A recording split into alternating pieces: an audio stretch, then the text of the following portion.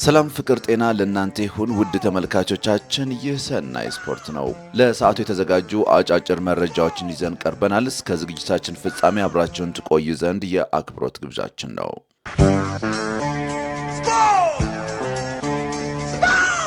50ኛው የሸገር ደርቢ በቅዱስ ጊዮርጊስ አሸናፊነት ተጠናቀቀ።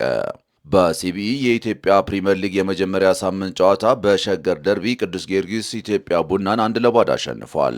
9 ሰዓት ላይ በአዲስ አበባ ስቴዲየም በተደረገው ጨዋታ አቤል ያለው የፈረሰኞችን ግብ አስቆጥሯል። ግብ ጠባቂው ዳለንድ ኢብራሂም አቤል ያለው ላይ በሰራው ጥፋት በቀይ ካርድ ከሜዳ መውጣቱን ተከትሎም የኢትዮጵያ ቡና ከ40 ደቂቃ በላይ በ10 ተጫዋቾች ለመጫወት ተገደዋል።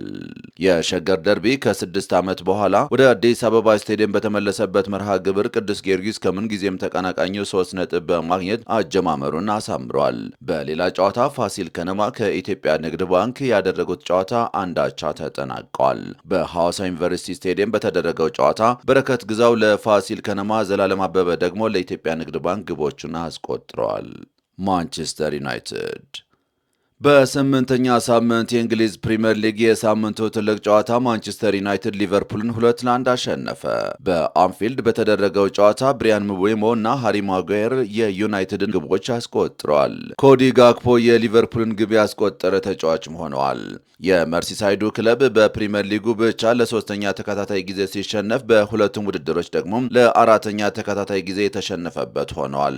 አሰልጣኝ ሩበን አሞሪም ማንቸስተር ዩናይትድን ከተረከቡ በኋላ በፕሪምየር ሊጉ ለመጀመሪያ ጊዜ በተከታታይ ያሸነፉበትም ሆነዋል። ቀያይ ሰይጣናቱ ከ2016 በኋላ ለመጀመሪያ ጊዜ በአንፊልድ የምንጊዜም ተቀናቃኛቸውንም አሸንፈዋል። ቶትንሃም በስምንተኛ ሳምንት የእንግሊዝ ፕሪምየር ሊግ ቶትንሃም በሜዳ በአስቶን ቪላ 2-1 ተሸንፈዋል። በቶትንሃም ስቴዲየም በተደረገው ጨዋታ ሞርጋን ሮጀርስ እና ቡንዲ የቪላን ግቦች አስቆጥረዋል። ሮድሪጎ ቤንታንኮር የቶትንሃም ብቸኛ ግብ ያስቆጠረ ተጫዋችም ሆነዋል። አስቶን ቪላ የውድድር ዓመቱን ሶስተኛ ድሉ ሲያስመዘግብ፣ ቶትንሃም ሆትስፐርስ ለሁለተኛ ጊዜ ተሸንፏል። ሪያል ማድሪድ በስፔን ላሊጋ ከሜዳው ውጪ ሄታፌን የገጠመው ሪያል ማድሪድ 1-0 ማሸነፍ ችለዋል። ፈረንሳዊው ድንቅ አጥቂ ኪሊያን ሙባፔ ወሳኝ ድል ያስገኘውን ግብ በስሙ አስመዝግበዋል። ማድሪድ በ24 ነጥብ የላሊጋ መሪነቱን ከባርሴሎናም ተረክቧል። ባርሴሎና በ22 ነጥብ ሁለተኛ ደረጃ ላይ ለመቀመጥም ተገደዋል። ማድሪድ እስከ መጨረሻው የፈተነው ሄታፌ ከ75ኛው ደቂቃ በኋላ ሁለት ተጫዋቾችን በቀይ ካርድ አጥተዋል። ጁቬንቱስ በሰባተኛ ሳምንት የጣሊያን ሴሪኤ ከሜዳው ውጪ ከኮሞ የተጫወተው ጁቬንቱስ በኮሞ 2-0 ተሸንፏል።